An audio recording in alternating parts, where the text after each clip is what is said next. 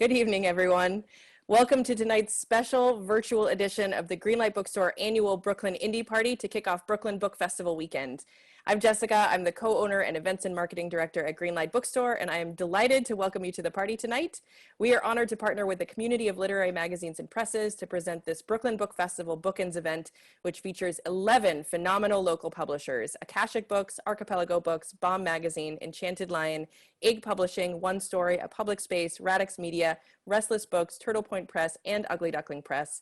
Introducing 11 great authors: Adam Smyer, Andrea Rosenberg, Stephanie Jean, Matthew Burgess, Kim McLarin, Jenzo DuQue, Megan Cummins, Jinjin Shu, Rivka Galchen, Grace Schulman, and Zara Patterson for a true literary extravaganza. So you are in for a real treat tonight. A couple of little housekeeping things before we begin. In our Zoom webinar tonight, you can see and hear the speakers, but they can't see and hear you. They can see that you're here though. And you're welcome to post your thoughts and comments in the chat. It's a great way to show your appreciation for the author and interact with fellow attendees. And for an event like tonight's, it's highly encouraged. We are recording tonight's event, so look for video or audio versions on our social media channels later on. If you purchase a ticket for tonight's event, thank you. 100% of your purchase is going to support the 11 local indie presses featured tonight. If you'd like another way to support them, or if you fall in love with any of the literary works you'll hear from tonight, you can find links to purchase books by tonight's featured authors on the event page, which I'll drop in the chat in a moment. Purchase any of those books from Greenlight and you're supporting both your local independent bookstore and our literary community here in Brooklyn. If you have a drink in hand, you should toast to yourself if you do that. Order on our website and you can pick up in our store locations any day of the week between 12 and 6, or have books shipped anywhere in the US, or you can actually stop in and shop while wearing your mask and social distancing, of course, Tuesday through Sunday, 12 p.m. to 6 p.m. So, Greenlight has been hosting the Brooklyn Indie Party every fall since 2010. And every year we're a little surprised by how many of you show up. There's always a moment where I'm marveling to some brilliant person that apparently all we have to do is put out drinks and the Brooklyn literary folks will show up. But the real reason you come, of course, is for each other: authors, editors, publicists, agents, creators, movers and shakers, and above all, readers. It's a moment of celebration of the work you all do, of mutual support and encouragement, of lots of cheap wine and plastic cups and intellectual pickup lines in secluded corners, of which we luckily have plenty. It's a night that's all about books and periodicals that aren't all about the corporate bottom line. The creative works that push boundaries and challenge preconceived notions and surprise us and make our world genuinely more interesting. It was one of the toughest moments of this very tough year for the bookstore to realize that we were not going to be able to crowd all of you into our store on Fulton Street to celebrate this year. We were trying to figure out how on earth we could replicate that unique experience in the virtual realm, which of course we can't. But luckily, my very brainy business partner, Rebecca Fitting, suggested a version that could highlight the great work that's still being done in Brooklyn indie publishing and give a little financial boost to publishers that are facing their own extremely challenging circumstances. And so tonight's little rent party was conceived. Times are tough all over, and we weren't even sure all our usual partners would have the bandwidth to join us at all, but you guys came through. While the indie party doesn't usually have room for readings among all the boozy conversations, tonight you'll actually get to hear from the publishers and authors creating great work in Brooklyn's indie community. And honestly, there's probably no line for the bathroom, so that's a plus. We hope you have your drink of choice in hand to enjoy this celebration with us. Thanks for your support of, honestly, your creation of this literary community. We are grateful for the chance to make this space once again. We are going to be hearing from a representative from each press who will introduce their featured author for a brief reading. But before we jump in, a few words from our co-hosts at the community of literary magazines and presses, which does so much to support not only the Brooklyn community, but independent publishing nationwide. I'm honored to introduce CLMP Executive Director Mary Gannon to kick things off. Mary? Thanks so much, Jessica, and welcome everyone. As Jessica said, I'm Mary Gannon, the Executive Director of the Community of Literary Magazines and Presses, also known as CLMP. We're a nonprofit organization that represents over 500 members nationwide. And for over 50 years, it's been our aim to basically try to be a sustaining lifeline to indie lit publishers, helping to raise their organizational capacity, helping them connect their writers to more readers, and serving as a dependable hub for community support. We carry out this work because we believe independent literary publishers play a vital role in our culture.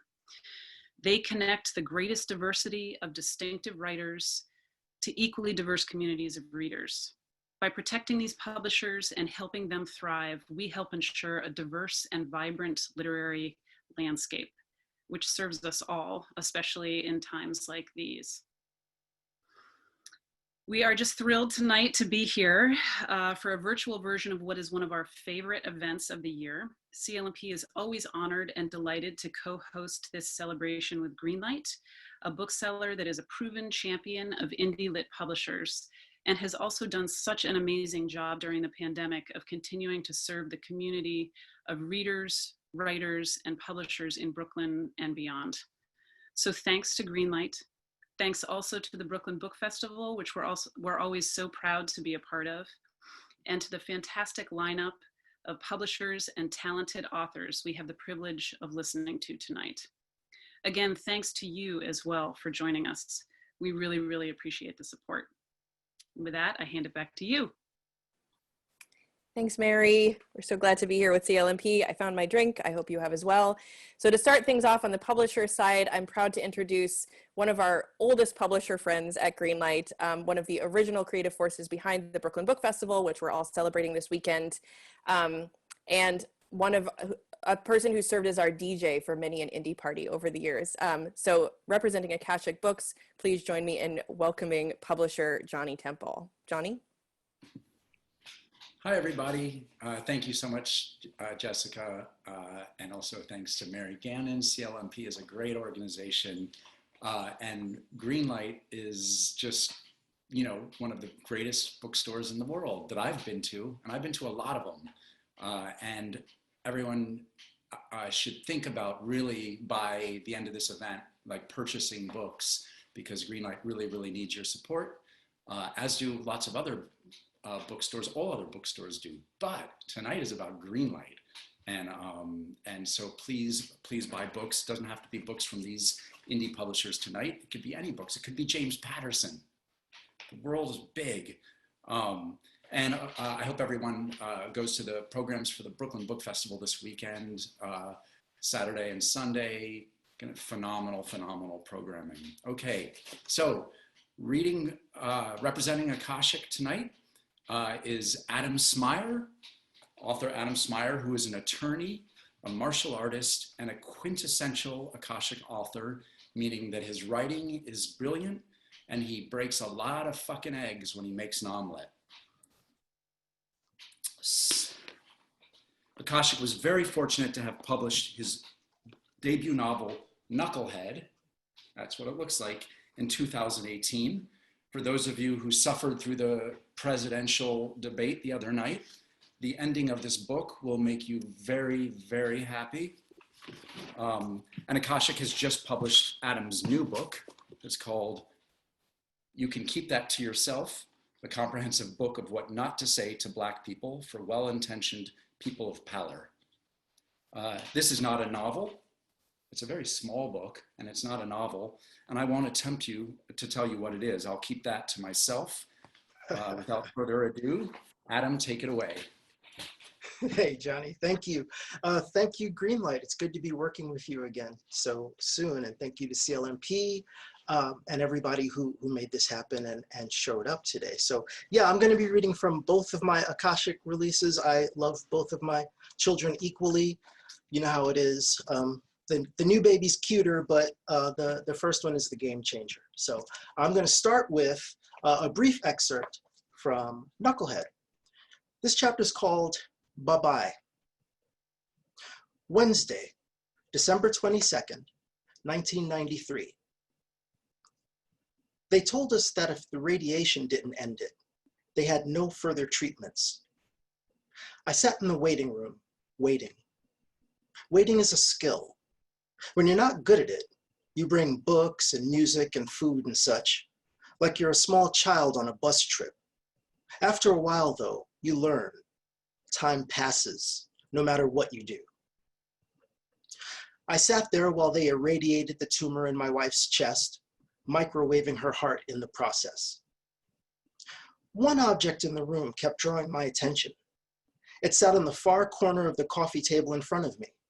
My eye would land on it and move on. Eventually, I focused on it. I meditated on it. The object was made of wire. It was like a sculpture, a wire sculpture. Curvy waves, slopes, like a sculpture of a small hill, a small lumpy hill. I realized that the hill was actually a face. It was a life-size wire sculpture of a face, sitting on the table, staring up the ceiling. It was more than one. It was a stack of wire sculptures of a face, the same face, kind of unisex but vaguely masculine. It was like a mask. It was a mask, a stack of masks. I noticed holes, small holes, along the edges of the masks, every few inches all the way around. And that's when I realized that what I was looking at was the thing they put over your face and screw to the table when they have to irradiate your head, when they have to do your brain. They put one of those over your face and they bolt it to the table so you don't move, so you can't move. The mouth of the mask was slightly open, like a moan or a scream. The mask was screaming. The face was screaming. And then something gave. Something broke in me. I did not move. I did not cry. But something came loose and floated away. It almost made a sound.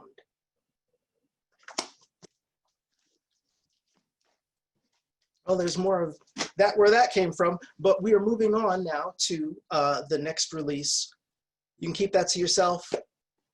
A comprehensive list of what not to say to Black people for well-intentioned people of pallor. I love that title. It is what it purports to be, or is it? All I'm going to do for now is just read the introduction. I think that should get us started. Hello, well-intentioned person of pallor. It's DuQue, the Black co-worker you are referring to when you claim to have Black friends. You are reading this book because you want to know what not to say. They get mad at you when you say the wrong thing, but no one will tell you up front what not to say. Well, I will tell you, because I am your friend, your real Black friend. I will tell you what not to say, but I will not tell you what not to think. Think whatever you like. Let's review. Thoughts are the things on the inside of your head. They are invisible. Your thoughts are yours, no one else's. No one else wants them. Words are the things that exit your hole to the outside of your head, where we are. They are a lot like thoughts, except that we can hear them. We don't want most of those either. You can keep them. Here is every word that you should keep to yourself. We'll just leave that there. Thank you, everybody. Thanks, Johnny, and thanks, Adam. If you'd like to see Adam's entire reading from You Can Keep That to Yourself, I'm going to post the link to the YouTube video for that event that he did earlier this year in the chat in a moment. So next we have Archipelago Books, one of our other beloved Brooklyn independent presses. Emma Raditz, who's the editorial and development assistant at Archipelago Books, is going to introduce things for us. Emma, take it away. Hi everyone, my name is Emma and I'm delighted to be introducing Andrea Rosenberg this evening. And thank you, Jessica and Chelsea and everyone at Greenlight for organizing this much needed celebration. Andrea will be reading a short excerpt from Tomás González's Difficult Light, which she has gracefully brought into English from the Spanish, and which we brought out just this summer.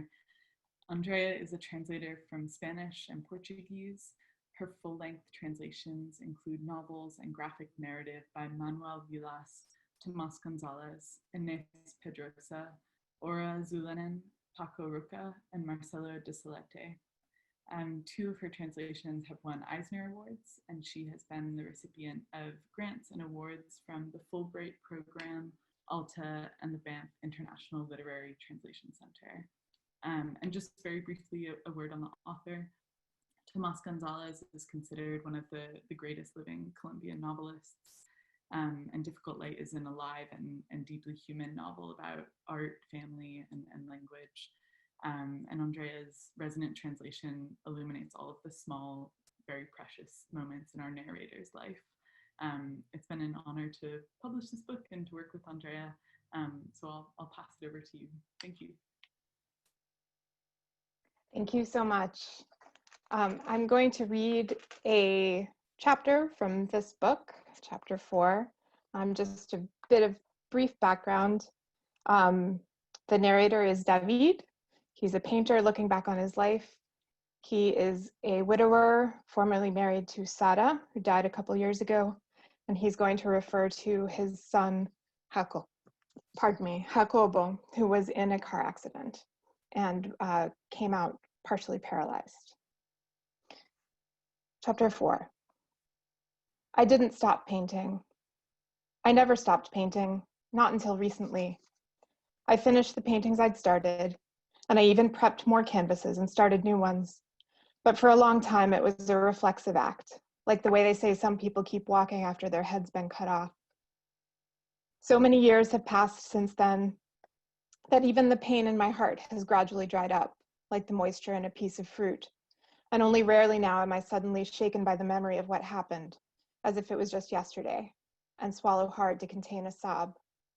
But it does still happen, and I nearly double over with grief. But at other times I think of my son, and then I feel such warmth that in those moments it even seems to me that life is eternal, restful and eternal, and pain is an illusion. Whenever I got deep like that, Zara would always look at me with some amusement. Even now I can hear her voice teasing me. Let me make sure I've got it all straight, David. So pain is eternal and life is an illusion? No, wait, that's why I almost never go back over these lines with my magnifying glass, because it's pointless to try to see where I'm on target, if I am at all, and where I'm being a moron. It's best to just keep going. And I don't have much time to go back over things anyway. I'm old now, and for some time I've been rapidly losing my eyesight.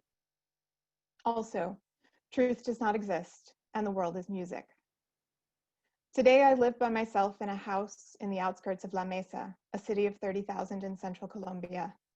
Zara died here 2 years ago. The back patio looks out over a deep, wide valley with vultures or buzzards or whatever you want to call them, soaring overhead. Sometimes the vultures swoop low in the air, only a few meters from the cliff behind the house, above the abyss. And if my vision were good enough, I'd be able to see how they move their flight feathers, changing direction or altitude, how they enjoy the world. I see them very clearly, and yet I can no longer see them. Where then is the world? Where does it perch? Some people find it unsettling that beyond our garden, just beyond the orange and tangerine trees that Zara kept so well pruned and fertilized, there yawns such depth and vastness that it seems as if it might swallow everything up, like a terrifying symphony. I am relatively healthy. More bothersome than my failing eyesight is the poor circulation in my legs, especially my left one, which causes sharp tingling in my fingers in the wee hours of the night. I don't know why it prefers those hours. Apart from that, everything is in decent working order. I lost my teeth to gum disease 10 years ago and got dentures. I bought the best ones available, super pricey, the Porsche of dentures, Zara used to joke, adding reassuringly that they were a major improvement on the teeth I'd had before. A woman of about 45, Angela, comes every morning and stays all day, looking after the house and preparing food. Angela likes to tell me that I'm not eating enough and that I'm skinny for my height, which I find amusing, as height to weight ratios should no longer be a concern once a man has hit 78. I've still got my memory, I'm lucid, and generally speaking, people don't treat me like an old man. What has happened, though, is I've become detached from the affairs of the world of the featherless biped, and I consider few or none of them truly important. Up until the situation with Jacobo, I was deeply invested in what people thought of my work, reading the reviews with an eagerness that now seems absurd, convinced I wasn't gaining enough recognition in the art world. And it was true. For a long time, my work was not valued. And as it happened, my son's long torment coincided with an immense, sticky swell of recognition that I did not want, and that seemed to have chosen that precise moment to arrive for the sole purpose of exacerbating our affliction, like a drag queen or a monkey or a lunatic at a funeral. Along with that recognition, though, came the money we so desperately needed. Jacobo's intense pain started 3 years after leaving the hospital. The doctors had warned us. The worst thing might be not that he would never walk again, but the physical discomfort he might begin to experience at any moment. The pain gradually became chronic and increased in intensity, to the point that there were days, not all of them thankfully, on which we had to tiptoe into his room and speak in whispers so he didn't moan and tremble at the noise. My eldest son spent the first 3 years after the accident wanting to walk again and striving toward that goal. Then he lost hope, and after that, and as the pain became chronic and increasingly unbearable, he started wanting death to come for him. He'd rather it happen in his sleep, he told Zara once, but it would also be okay if it took him when he was awake. Thank you. Thanks, Andrea. We appreciate you. Thanks for representing Archipelago. So our next press tonight is actually Bomb Magazine, and because it also happens to be the night of another major literary event, the Bomb Gala, we have recorded messages from the managing editor at Bomb Magazine, Benjamin Samuel, and their featured author, Stephanie Jean. As I'm getting ready to play those, I also wanted to mention, despite all of our admonitions to post in the chat, we actually had the chat disabled at the beginning. Sorry about that. It is now enabled, so you should feel free and able to post in the chat. So without further ado, let's see our friends at Bomb Magazine. Here we go.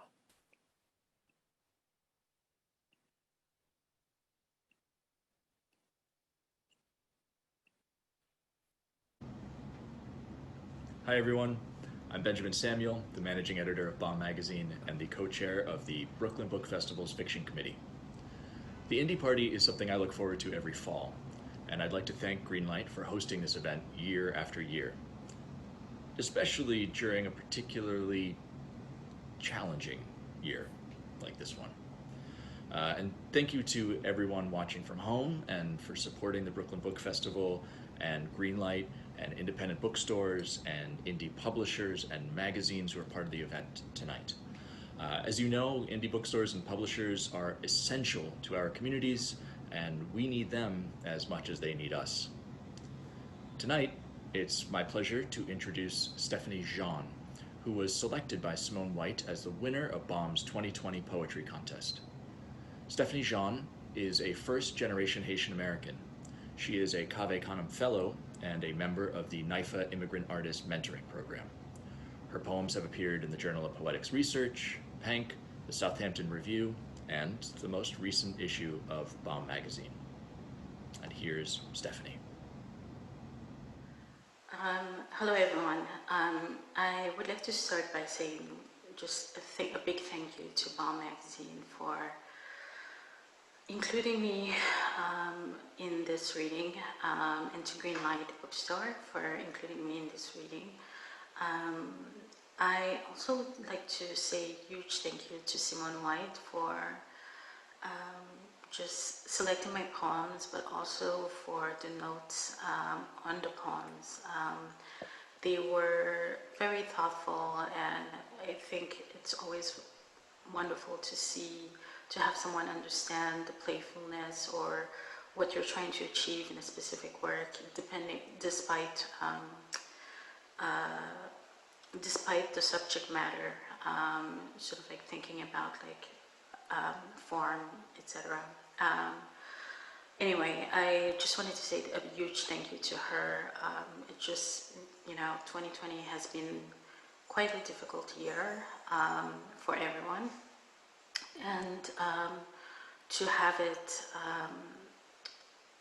just to have this, to win this contest was really just,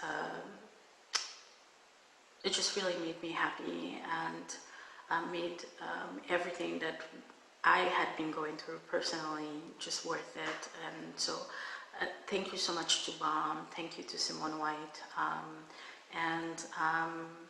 As far as the reading, I thought I would just keep it to 2 poems, the shorter ones from the selection in the newest issue of Bomb. And I guess I hope you like them. Thank you. So the first one is called Thermos.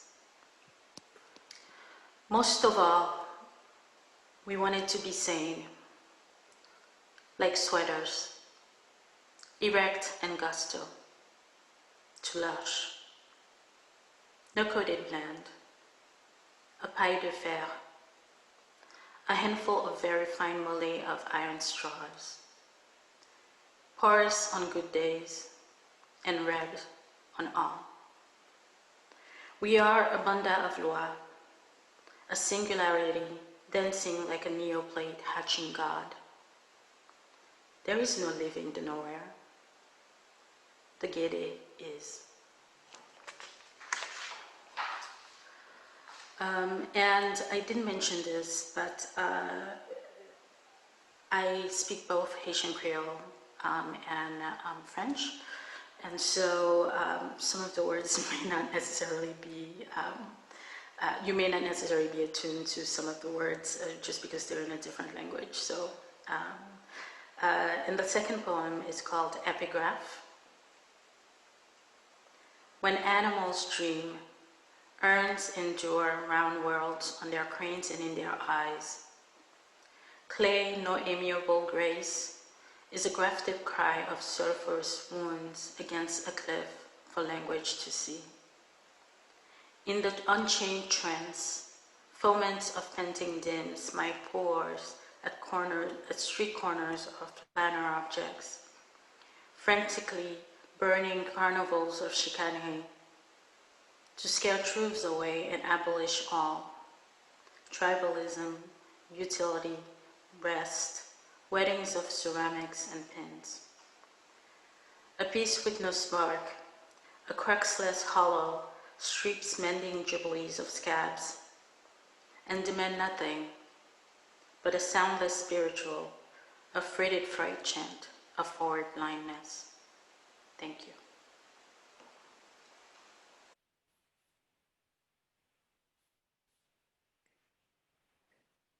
We're so grateful to our friends at Bomb Magazine for sharing that. They've always been such wonderful supporters of Greenlight and of Brooklyn's literary culture. And we hope they're having fun tonight as well. So our next publisher is Enchanted Lion Books, which is the one children's independent publisher in our group tonight. We're going to hear from Aubrey Nolan, who handles author events, school visits, and special projects for Enchanted Lion. Aubrey, go ahead. Thank you.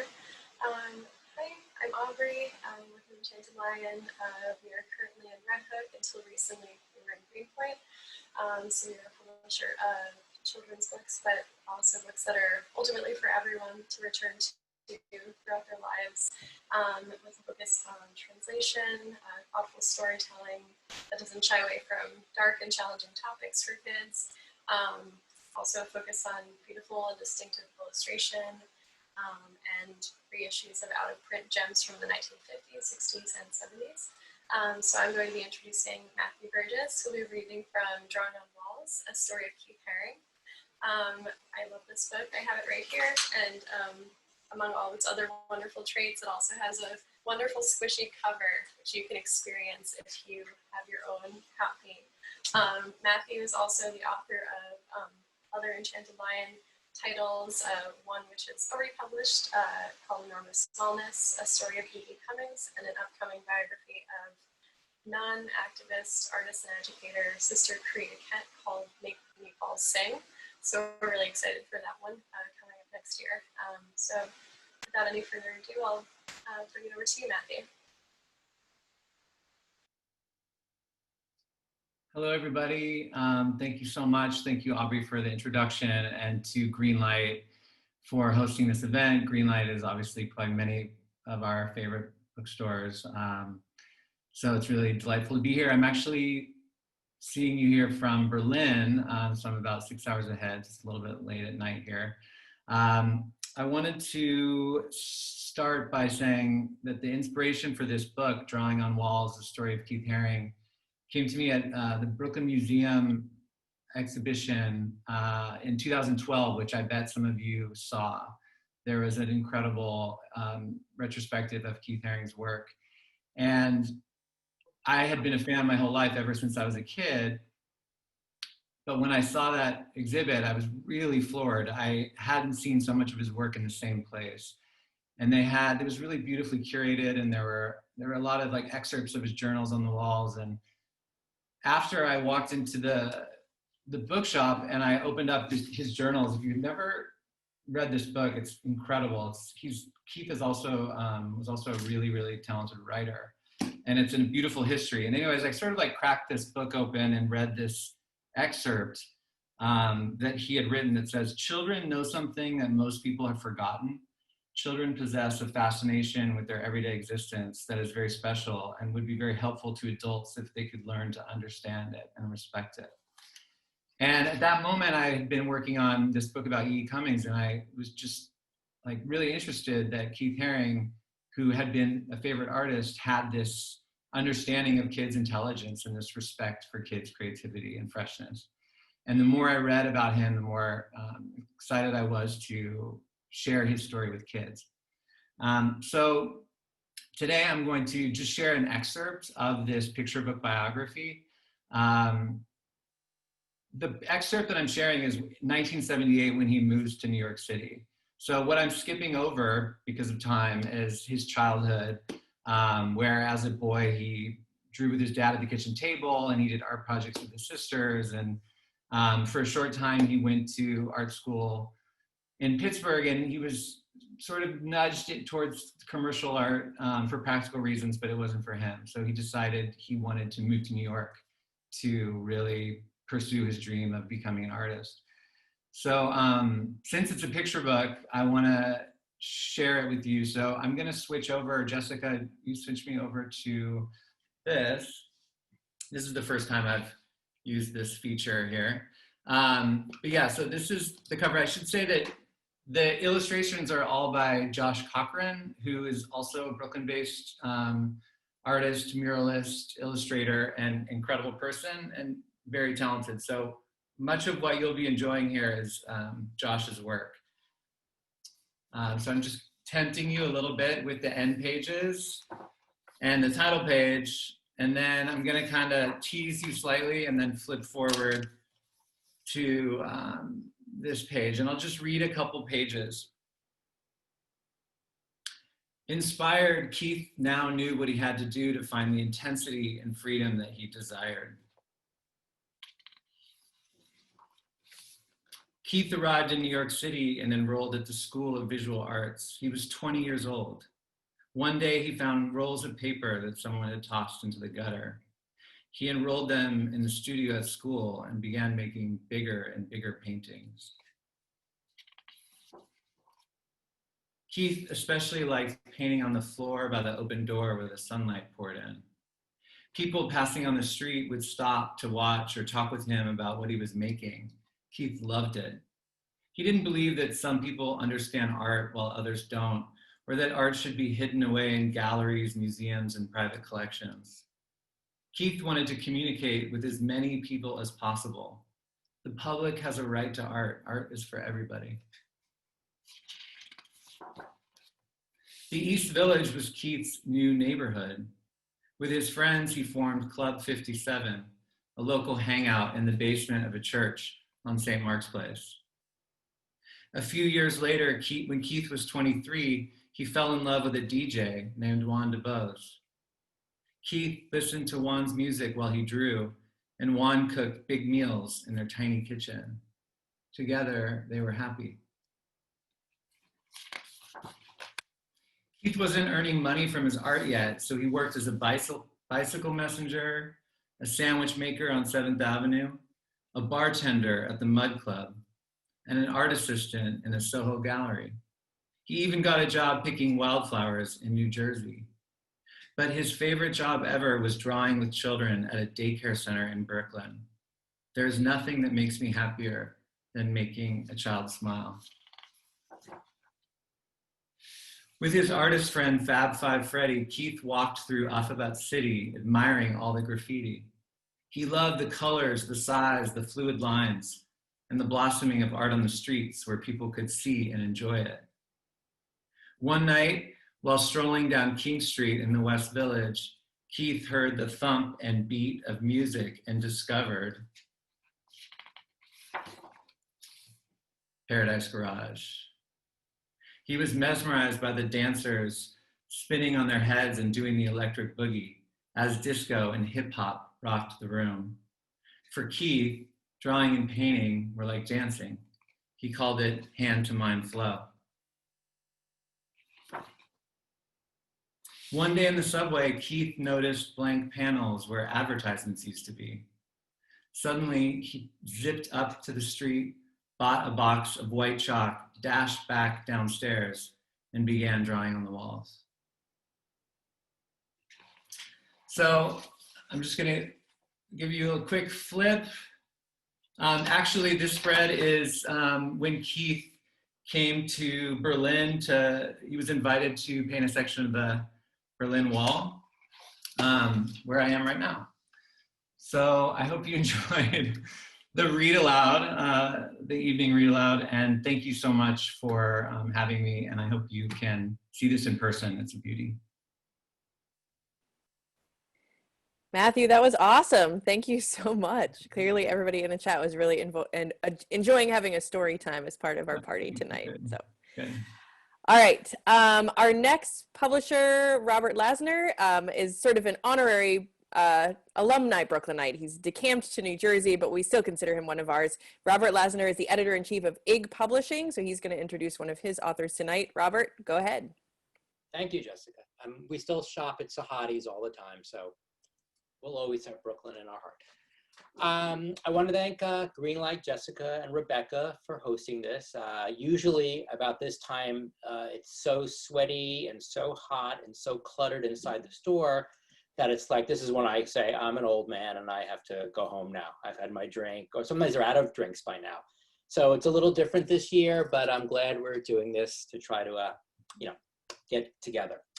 I want to talk about our author tonight, Kim McLarin. This is Kim's book, Womanish, A Grown Black Woman Speaks on Love and Life, which we published last year.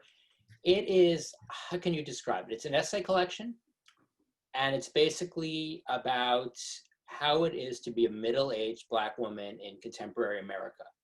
It is funny, it is angry, it is poignant, it is tragic. It pretty much runs the gamut of any emotion you could think of.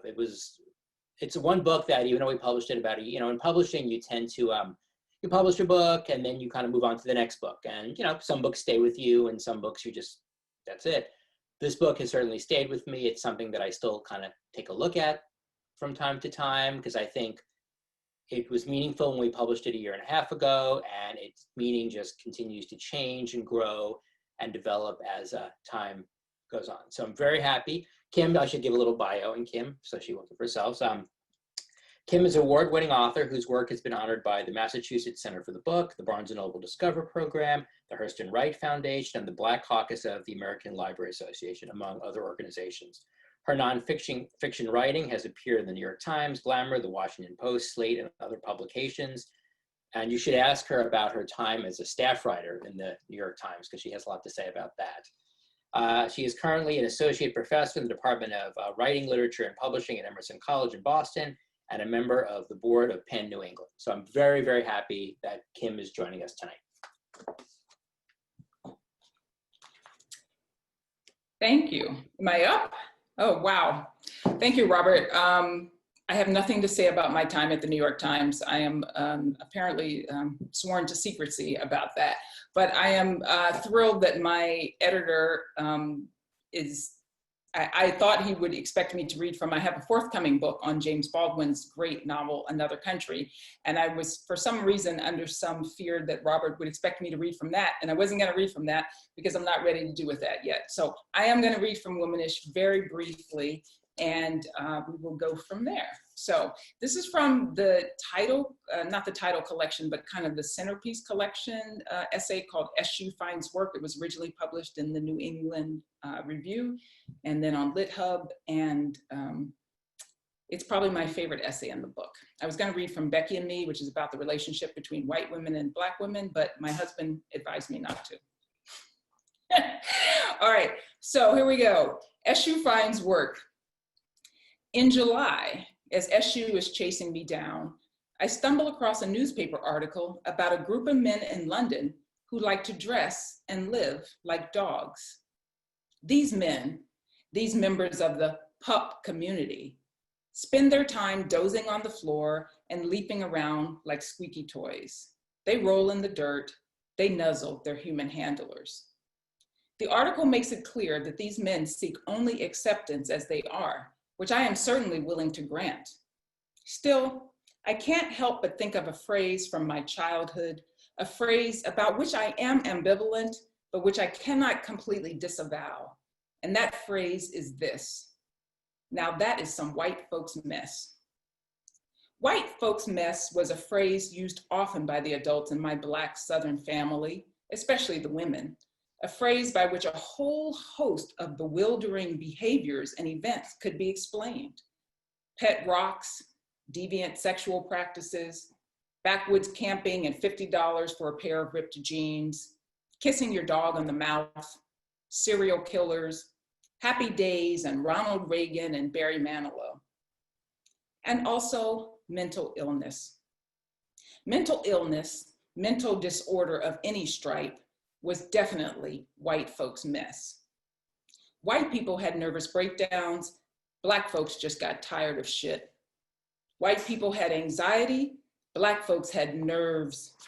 Black folks got the blues sometimes, but only white people got depressed. White people listened to Prozac. Black folks listened to their mother, to their pastor, and to God. All of which explains why, although I don't precisely remember at what age I came to understand that depression was the unpredictable trickster threatening to submerge me, it's not hard for me to guess the time period.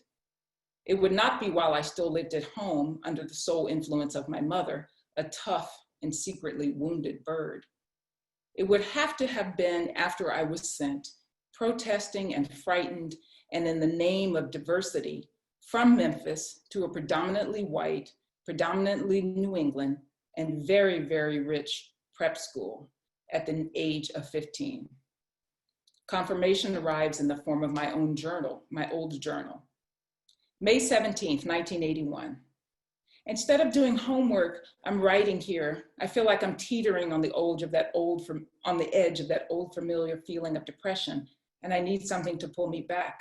I don't know what. Depression. I actually used the word here just a few days past my birthday. I had just turned 17. A few days after reading about the pup community, I opened a file on my computer and began writing up drafts of suicide notes. This is not so much the start of any coherent plan as it is a means of confronting head-on the tricky spirit that has been loping around the past few weeks, sharpening its claws, readying its cruel and damaging pranks. It occurs to me that for a writer, a suicide note is no minor thing. One's last literary production, one's final words to the world. Talk about pressure. What do you say that makes sense that won't embarrass you in your biography? What do you say even if you know no one will ever write a biography of you? I decide to do a little research. Famous writers and their suicide notes. I begin, predictably, with Papa. July 2nd, 1961. Ernest Hemingway climbs from his bed at his house in the Sawtooth Mountains early in the morning, walks to the storage room where his beloved firearms are kept, takes out a double-barrel shotgun, and shoots himself. I hate guns, but Hemingway kept a lot of them. Firearms are by far the most common method of suicide. 55% of people who take their own lives do so by firearms, according to data from the Centers for Disease Control. Nearly 2/3 of the gun-related deaths in the United States each year are suicides, meaning the majority of people who die by gun in America do so at their own hand. Gun suicides are especially prevalent among men. Hemingway, that man among men, did not leave a note.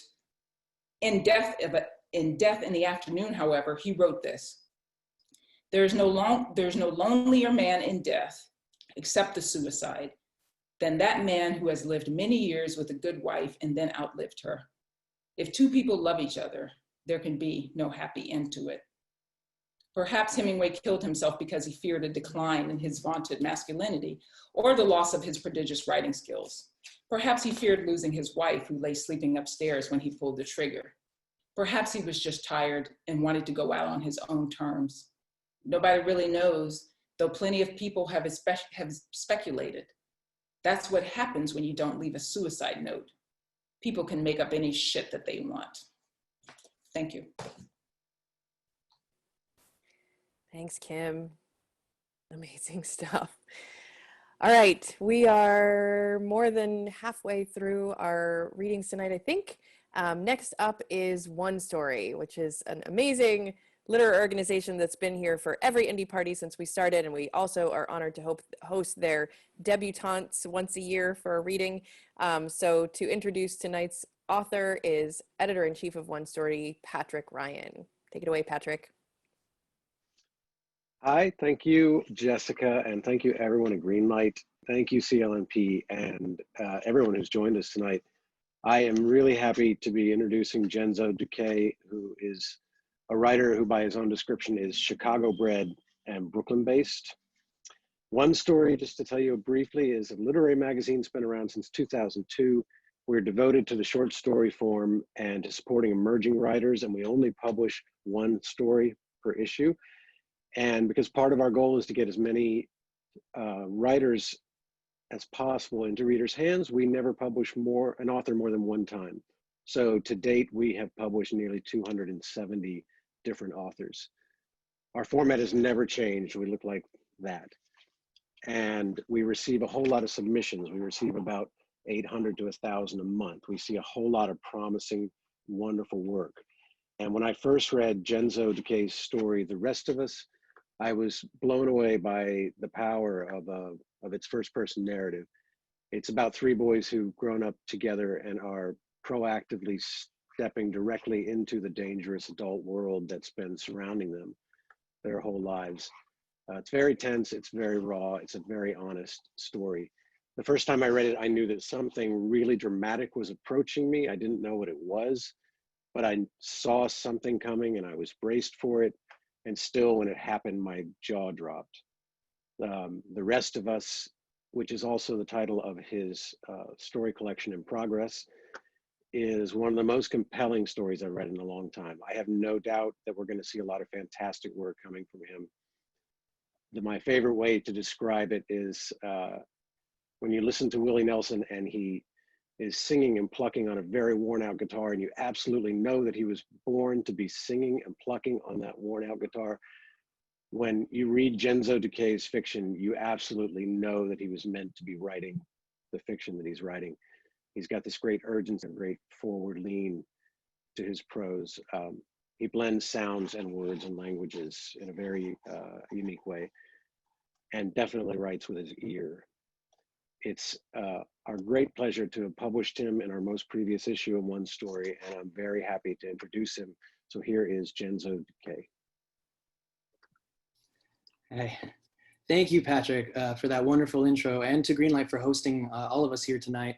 I'm going to be racing the clock, so I'm just going to jump in. What you need to know, I guess, at this point in the story is that, as Patrick said, we're following a collective of childhood friends, okay? We were not ambitious. We went to school because there was nowhere else to go. 5 days a week, we waited eagerly for the yellow bus to take us and patiently for it to bring us back. Otherwise, we went wherever our parents told us to, wherever they drove us, to relatives' houses on the other side of the highway, to the Salvation Army, to Aldi for some last-minute groceries. We would have preferred to walk, just for the novelty of seeing the hood on foot. But walking was impossible. To do so, we would have had to cross multiple gang lines. Since we didn't have friends in other neighborhoods, that would have been mutually assured destruction. We had our school friends we knew only in school and at birthday parties when the moms conspired to work miracles. But other than that, we had each other and we had our families, big ones, because Jesucristo wanted it so, and our parents had brothers and sisters in the homeland, primo after primo calling to ask about snow, its taste on the tip of the tongue. Christian was the only boy in his family. All the ones before him were girls. His dad had given up, stopped wanting to know the baby's sex because it was predetermined, but out came Christian and his pop shouted, es niño, in the delivery room. Jose had an older brother who kept an empty wine bottle in the backseat of his turquoise Jetta for protection, a sister that was nothing to look at until she was, and both his abuelas still breathing. I was an only child, and todo el mundo kept their eye on me. Parents, grandparents, even the neighbor lady, Doña Rosa, who was blind as a bat, but somehow always knew when I was getting into something, could just feel it. ¿Dónde están los niños? ¿Dónde? Swallowing letters like the Caribbeans do. Yeah, I had a lot of attention. I think that's why I got out. But we didn't have it so bad. We went to pick up soccer games at Montrose Field, and it was like the whole city came out. Colombians, Ricans, Mexicans, every inch of grass covered in folding chairs and pastel blankets depicting La Virgen. You think it was the World Cup, the way colored folk would shout golazo every time a ball switched the back of the net. Christians' abuelas used to legally sell some of the best spoils from Las Patrias, all home cooked, food so good that the grease would drip down Spick's hairy forearms and still they licked it. We used to wake up at the crack of dawn and help them get the whole mercado together, yawning as we wrapped tamales in aluminum foil or rinsed out camp coolers with the sweet smell of plantains worked in. Our favorite part, mine really, was when they sent us to El Chino for ice bags. We'd take turns hurling them against the concrete, trying to break the cubes as the light slowly started to pour down from the lakefront and into the ghetto. Then we'd follow their instructions. Beer cans at the bottom, a layer of ice in between, and a few bottles of pop on top, just in case the cops came by. Foolproof. We had my front porch. It was the tallest. We used to take turns jumping off of it, feeling the shock in our legs as we made impact on the grass, competing to see who would cross the railing and then pussy out, cross back, and take the walk of shame. More often than not, it was me. I was the frailest, and that's what they called me, frail boy. But sometimes it wasn't me taking that walk, and then I let them have it for real. All day talking shit, y'all soft, y'all weak, get at my level. Of course, that's what kids do. Everything's a competition, especially in the summer. Who got their ass beat hardest? Who could guzzle the most jarritos in a minute?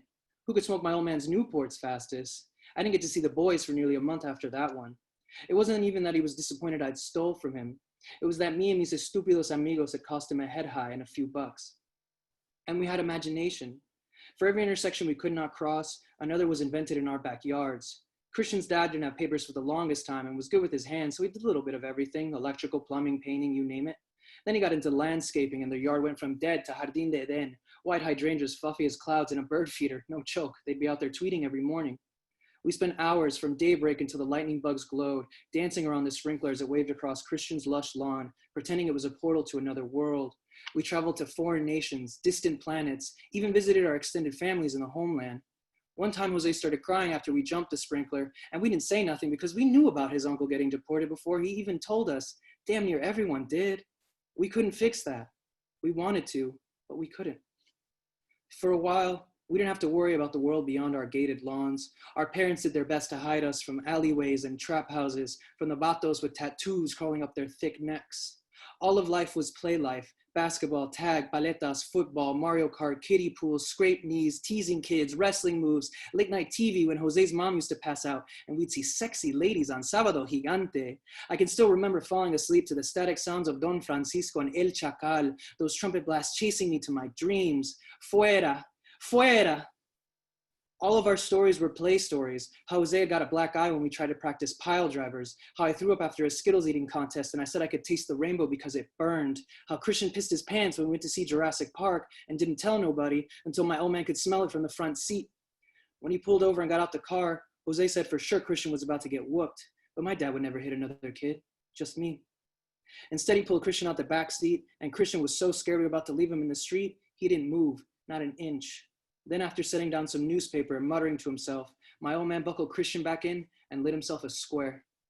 Life finds a way, he said as he put the key in the ignition. Thank you. Thanks so much. That was awesome. Thanks to One Story and thanks to Jenzo.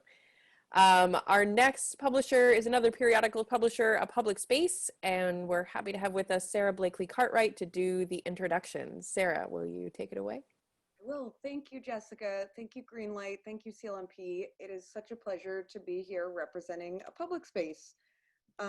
We are an independent publisher of a literary and arts magazine and A Public Space books. We also have fellowship programs for writers and editors. We have a free virtual book club. Actually, we have ongoing free virtual book clubs called APS Together, happening now online on Twitter and Instagram, and we certainly hope you'll join us there. We love being here with you all. We love being one of you participating 11, and it is such a pleasure to introduce our reader tonight. Our reader is Megan Cummins, whose debut story collection, If the Body Allows It, won the Prairie Schooner Book Prize and published last month. She debuted in a public space magazine in 2013 and is our treasurer as managing editor.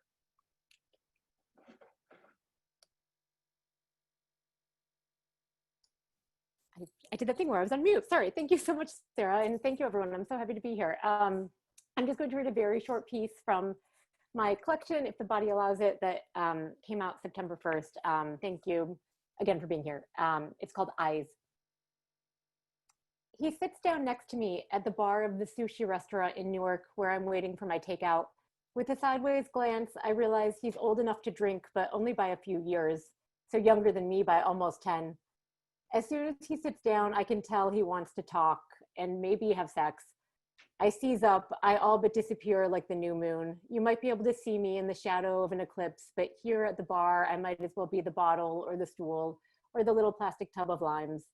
But those red-rimmed eyes can see me. He tells me that his friend has died. He tosses back a Jack Daniels and calls for another, a newly minted sad sack drinker. I start to shut him out. The dinner I ordered is just for me. It's been 2 months since my doctor told me I shouldn't have children, and Ralph just moved his things out 2 weeks ago. At his angriest, he told me to stay alone in Newark and write my stupid book. He apologized, and on his way out of the house, he took down the Christmas tree and dragged it to the curb. He'd gotten a job in California, and I wasn't following him. It was my choice, but now I'm lonely, and I don't want this man to know that I'm alone. I turn to my book, place my elbow on the bar, rest my head in my hand so all he sees is hair. But maybe I could listen. This man has something to say that might not ever get said if he doesn't say it now. It's safe to talk with strangers about grief. His friend, his stupid goddamn friend, has overdosed and died, and he hates him and loves him and wishes he'd never lived and wishes he would live forever. I offer a smile. I even touch his shoulder once, but pull my hand away in case he is looking for a lover, which I don't want to be. I blunder my way through advice. I lost my father to drugs too. Other people won't understand what you're going through. As though I could give him an answer, as though I could be a stranger that leaves an impression on him. But my words appear between us like a worm eaten rose on a platter. I should have let him talk longer. His anger had an engine and he needed to run it out. And I didn't have anywhere to be or anyone to return home to. Later, I would wish I'd asked him what meal they'd last shared together. Tell me everything, I might have said. And if he'd asked me, what was your last meal with your father? I would have told him it was 3 years ago that we had blueberry pancakes on the lake with some of the family there, syrup pooling like luck on our plates, luck that would get sopped up and swallowed, bacon on the side, and sunshine, and the sky a blue ballroom for a few puffy white clouds. The water rippling as though it was running from itself. There's a little love in every meal, I could say. Instead, I just mutter, well, feel better. Or maybe I don't even say that. Maybe when he says, I'll stop bothering you, I turn back to my book, and when my takeout is ready, I leave without a word, still worrying that he probably wants to have sex with me. I'll feel badly later for making it all about me, but for now, I go out into the freezing rain, Newark, a bright little lymph node clinging to the neck of New York, and I think, my father never knew I would end up living here. He never would have guessed. Thank you. Thanks, Megan. All right. Our next publisher is Radix Media, who we actually met because they are also a printer. They print a lot of Greenlight's bookmarks and other sort of beautiful high quality letterpress printing, and they've also branched out into publishing books. So to talk about that is Meher Manda of Radix Media. Meher, are you ready? Yes, I'm ready. Thank you so for much, it. Jessica. Thank you, Greenlight Bookstore. What an honor to be amidst this crew of independent publishers and keeping this sort of doing this against all odds. I mean, hurrah to that. So my name is Meher Manda. I'm a worker at Radix Media. I say worker because we are a worker-owned publisher and printer based in the Prospect Heights neighborhood of Brooklyn. As Jessica mentioned, we have an in-house print shop, and we ventured into independent publishing in 2017 and have since published a slate of titles. It is such an honor for me to introduce our writer representing us today, Jin Jin Shu. We held the Own Voices Chapbook Prize this year, which was its debut run and it was judged by Arya Aber, who is the author of Heart Damage from University of Nebraska Press.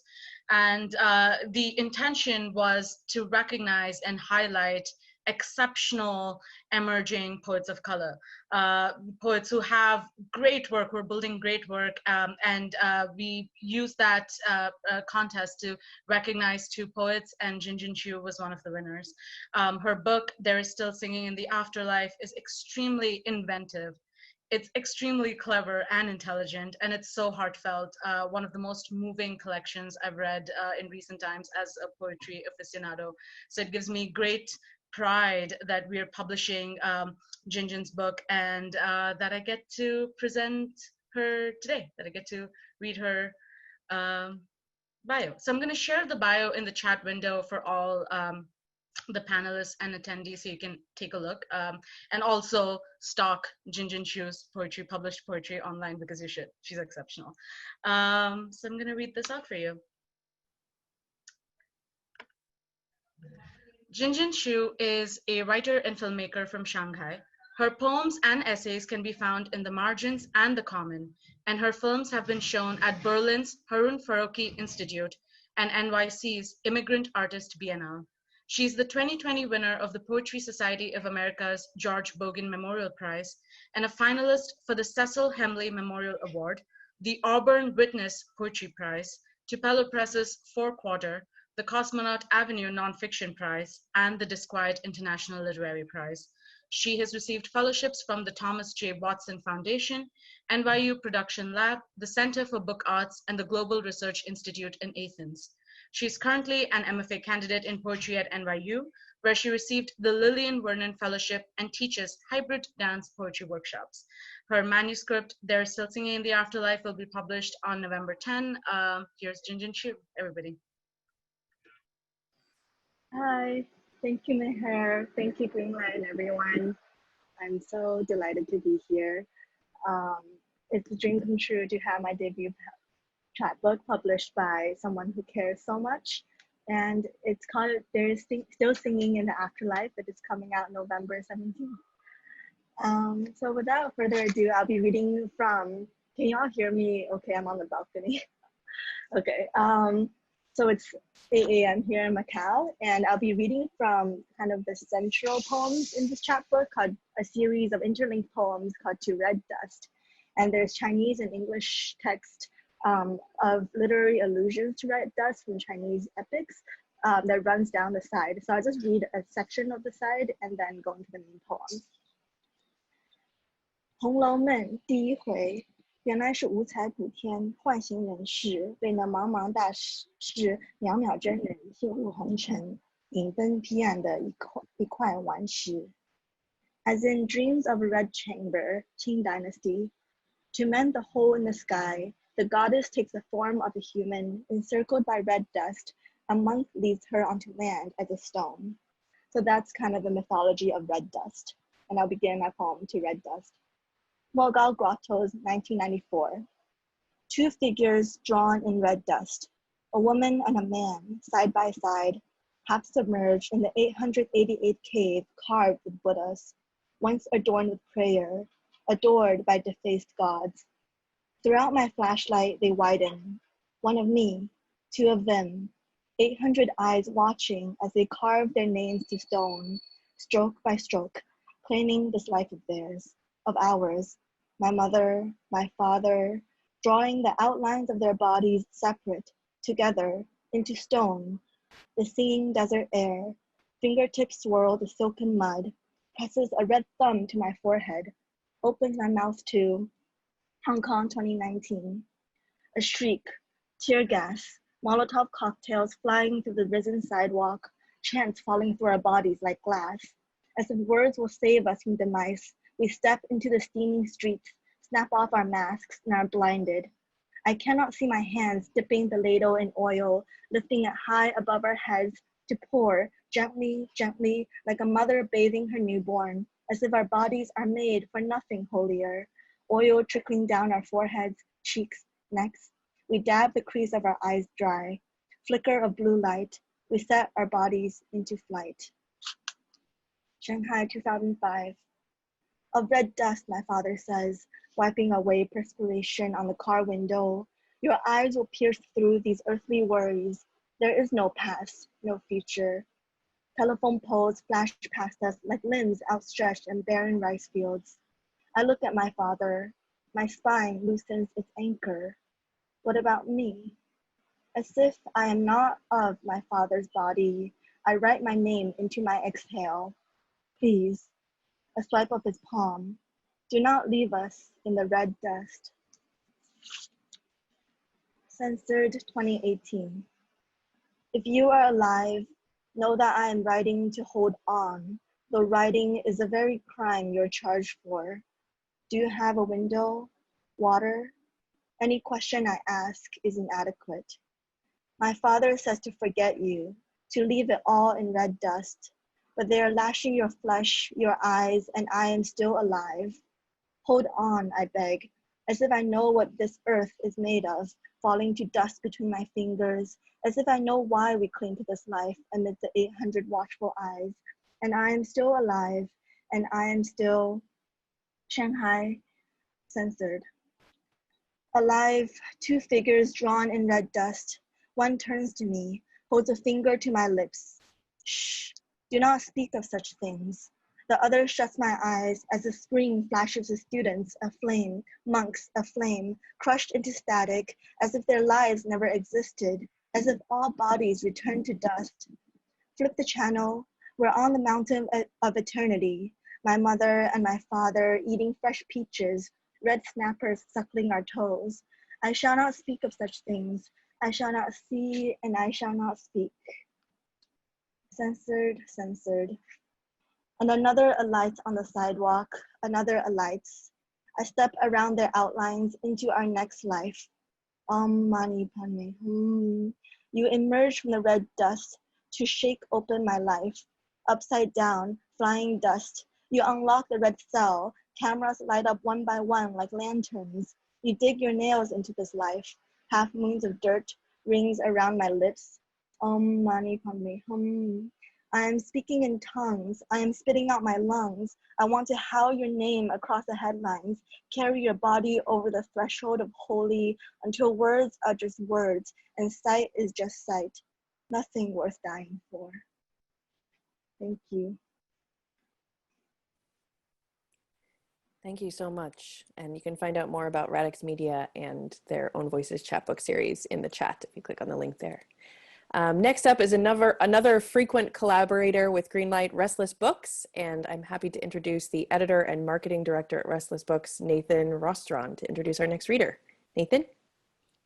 Thanks so much, Jessica. Thanks for everyone. Greenlight, echoing everybody else here, just how amazing a store Greenlight is, and its support of indie publishers is unparalleled. If you haven't actually been to Greenlight, I have to imagine most people have. They have a whole wall that's just indie presses, and they're all face out, and it's just, it's amazing to feel that support from our fellow indie business. I'm delighted to introduce Rivka Galchen, who is one of my favorite writers before I found out that she had written a kid's book, and we were lucky enough to be able to publish it at Restless. To introduce the book, I'm just going to share. Oh no, can I share my screen? I don't need to if it's too much of an issue. I was going to share some of the illustrations from the book. Oh no, we can. Sorry, let me set it up for you. I didn't know. There we go. Go great, for sorry, it. I should have given you a heads up. That's okay. Go for it, Nathan. I just wanted to introduce some of the characters. So here we have the mother of the narrator, Fred, who is a oops, let me go. Where's my screen? Oh. Here we go. Here's Fred. Fred is going on 13. She's a no-nonsense kind of girl, despite the planet pajamas.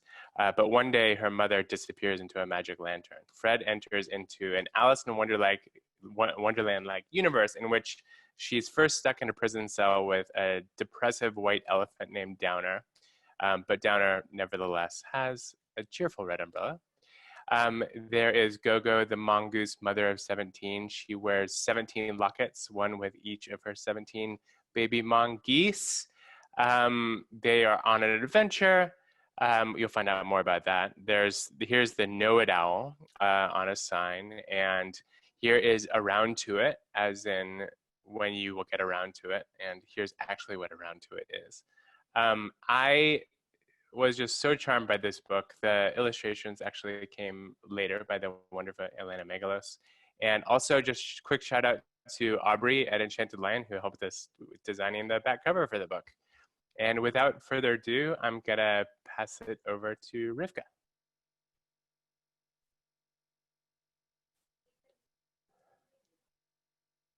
Oops, I don't think your audio is working, Rivka.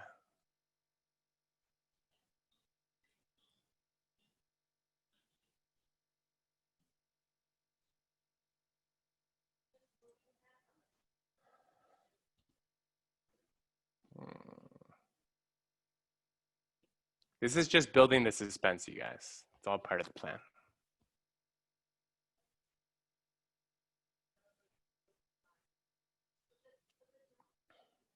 It might actually work to take the headphones off. Sometimes that's messing it up. How about now? Yeah. Yay. Is that a yes? Because I somehow can't hear you. All right, well, with that sort of really glamorous transition, so again, I'm so grateful to the whole team at Restless to put the book together, and I'm gonna read you a little bit. Basically, Fred finds herself in a land where getting older, getting wiser, or changing in any way is illegal. And so the children have basically fled because they don't get to have their birthdays. But here she is, she's meeting Downer the elephant. I just thought I'd give like a little taste of what it's like. It's called chapter 61, though it's the 4th chapter in the book. So he tells his backstory to her. Have you ever heard of the elephant in the room? Downer asked. Before the rule of the rat is the one who's made all the rules so you can't get older. Most people obeyed the unwritten rule. Don't mention the elephant in the room. Can you imagine what that was like, being in a room with everyone ignoring you? Fred actually did know how that felt. It was like being the new girl in town. Have you ever tried to buy a bag of peanuts when no one sees you? Do you know what it's like to smile at someone and not get smiled at back? Or even worse, to scowl at someone and not even get a scowl in return. You couldn't even order lo mein noodles, offered Fred. Exactly. So when I heard the Rat Queen was coming up to visit my stomping ground, I thought, maybe she can help. It was said of the rat that she could solve any problem because she was the most righteous, the most rational, the inventor of string cheese. You get the idea. I figured, why not try? But I was so nervous I didn't know what to say or how to explain my problem. I was worried I would freeze up and say nothing. And then I wouldn't know if she was saying nothing back to me because I had said nothing, or saying nothing to me because she wouldn't admit I was there. Downer paused, his face flushed pinkish. So what did you say? Downer took a deep breath. He extended his ears dramatically. I said, knock, knock. Knock, knock. Yep. Huh. Can you guess what happened next? Well, did she say, who's there? Downer looked panicked. Did someone already tell you my story? Who's been telling stories about me? I was guessing, Fred said hastily. I'm sorry, I shouldn't have guessed. Downer took a deep breath and continued in a soft voice. It was so meaningful for me to hear the rat say, who's there? Because you know I was there, even though I was the elephant in the room. Tears started forming on Downer's long eyelashes. And then the rat did even more for me. After learning of my plight, how no one saw me, how no one ever admitted I was there, she passed a rule. A rule? Yes, a rule. The utterly perfect rat rule 61. A rule that said I was there. I'll pause there. Thank you, guys. Thanks, Rivka. Thanks for dealing with the technical difficulties and coming through with an awesome reading. We appreciate it. All right, our second to last press this evening is the wonderful Turtle Point Press, and we have the publisher and editor-in-chief of Turtle Point, Ruth Greenstein, here to introduce her author this evening. Ruth? you're here, you can unmute and go ahead. Thank you, Jessica. Thank you, Greenlight. I'm so happy to have Grace Schulman here with her 8th collection, which is hot off the press and smelling like new ink. It's a gorgeous, gorgeous book. Grace is a member of the American Academy of Arts and Letters, and a Frost Medalist for Distinguished Lifetime Achievement in American Poetry. She was the longtime director of the Poetry Center at the 92nd Street Y, and also poetry editor at The Nation. She started the Discovery Poetry Prize at the Y, and she lives on Washington Square. She's lived there for decades and was witness to the riots, kind of imprisoned in a tall building there. And I believe she's going to read a few poems to do with that and the pandemic and the Black Lives Matter time, and a few other things. And so please welcome Grace Schulman.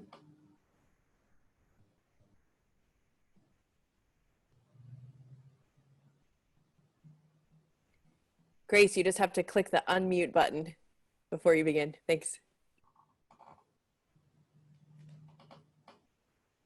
Thank you, Ruth, for the introduction. Thank you for featuring me among the very fine Turtle Press authors. And thanks, Jessica and Greenlight Books, for this reading. Ruth mentioned that I live on Washington Square and that I fled Washington Square at a certain point during the pandemic. And I'm going to start with a poem about just that. It's called Gone, Washington Square 2020. From my window, I see the world without us in it. A vacant park, a silver maple sheltering no reader, a cherry tree dressed like a bride betrayed, her wedding canceled, a dogwood tree whose whites will fall without regretful eyes. No baby strollers, no candy wrappers stuffed in bins, just a sign, no bicycles, and memories of skateboard pirouettes. Around us death, the numbers spin the mind, fever dreams, the last breath held alone. I hadn't known death had undone so many. This park reminds us it was once a field for the unclaimed dead of galloping yellow fever. Construction workers dug up skeletons that had lain for years beneath our footsteps. Death in the hanging elm, a rooted gallows.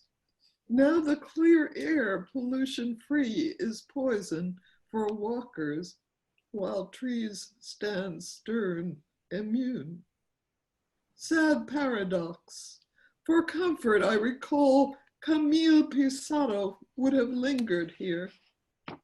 He painted Paris gardens from a window, having left his island's sprawling shores for tighter scenes. He gazed at people, matchsticks from above, in ones and twos. Below, the park's unlittered paths are mute. But wait, just now a mournful, prayerful sax, unseen from somewhere, unlooses notes, calls me to the window, and I hear the sounds I can't imagine days without.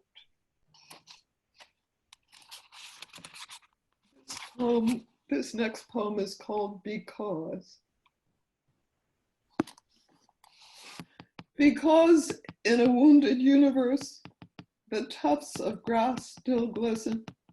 The first daffodil shoots up through ice melt, and a red-tailed hawk perches on a cathedral spire.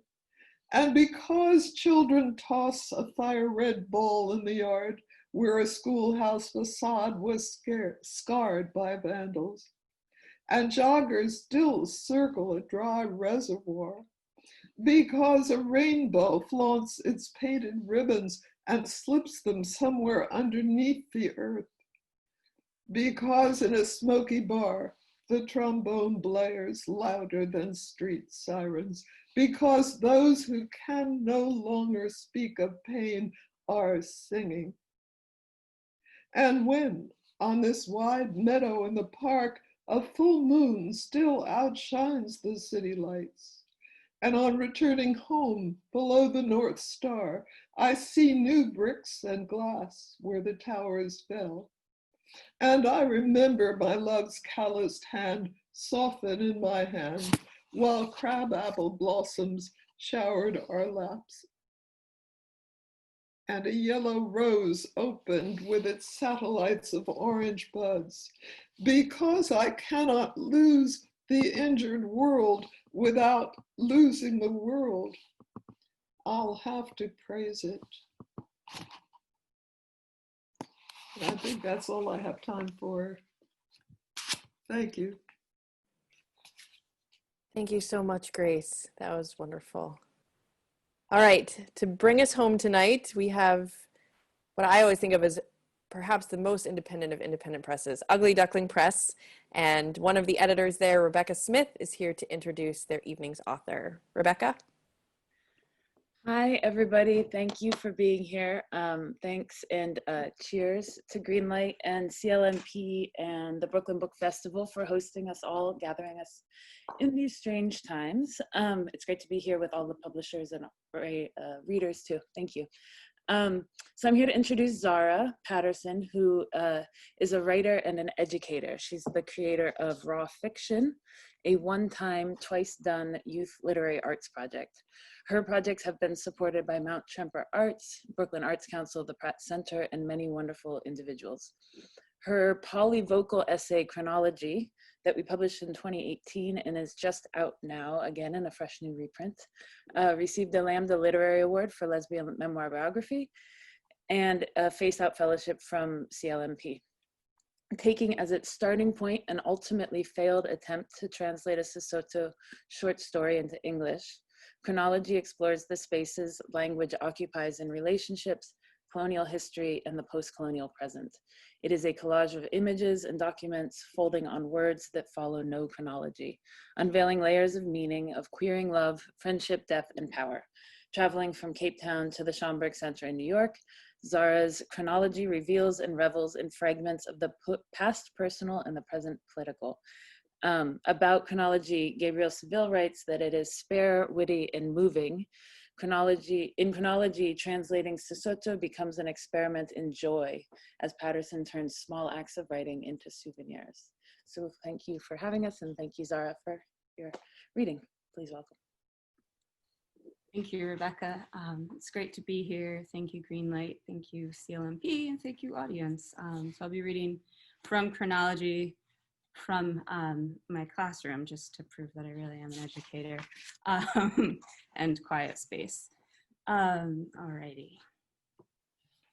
Mendy and Keith Obadike at the Met Brower in collaboration with Vijay Iyer, relation.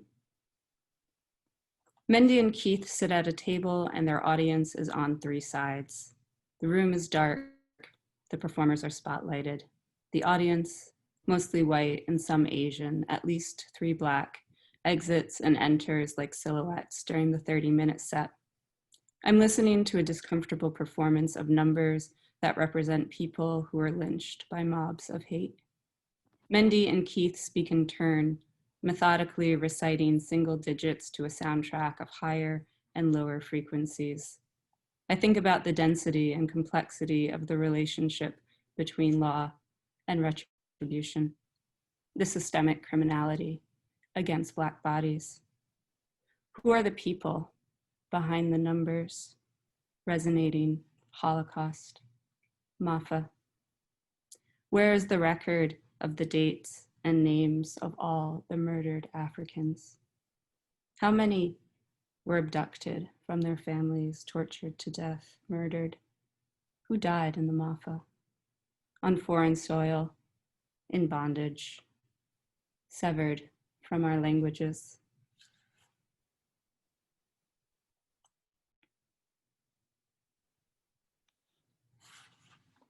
April 23rd, 2015. Choma. Access to your language is limited. I'm at the Schomburg Center for Research in Black Culture. It's part of the New York Public Library system. I was hoping to teach myself some grammar today, yet I have another dictionary that isn't helpful. Remember our guerrilla plan to cover all the heads of statues of evil white dictators with giant sacks? We wanted those statues to be held accountable.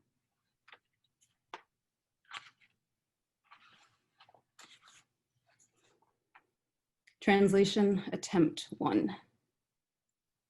You will come weeping, metsotsongonake. I look, you hurry hoping. I am black.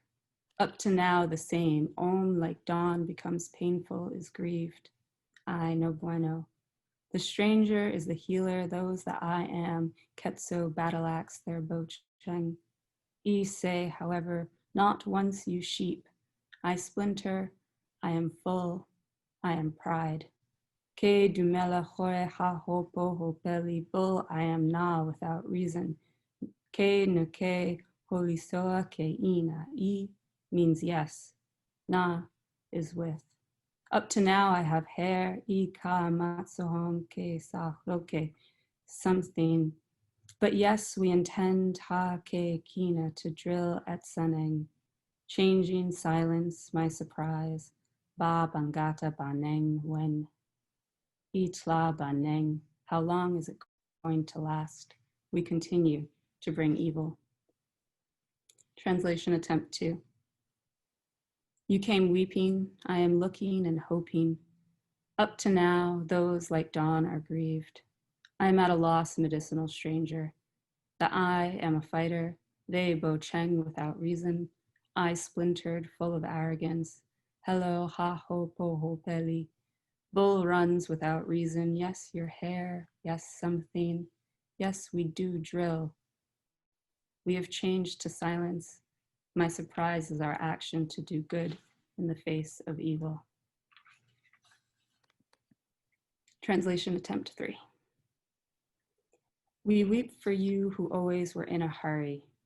We grieve with sounds of sadness. Where was the medicine man? Will come like the magic warrior to heal you, like the loss of our sheep. There is no reason. The strangers took our pride, our bulls, their arrogance.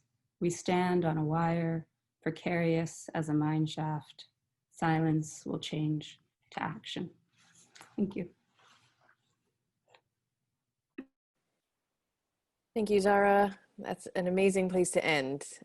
Thank you so much to all of the authors and all of the publishers who are here with us tonight. Thanks to all of you for spending the evening with us. We hope to get a chance to spend some more time with you this weekend at the Brooklyn Book Festival. Greenlight is one of a number of Brooklyn bookstores who are supporting the book festival with book sales. So attend some interesting virtual events, buy some books, discover some more fantastic new authors. Thank you for being part of our literary community. It's been a great evening. And you can find the recording of this event later on Greenlight's YouTube channel. So come back and join us again. Have a great evening, guys. Bye.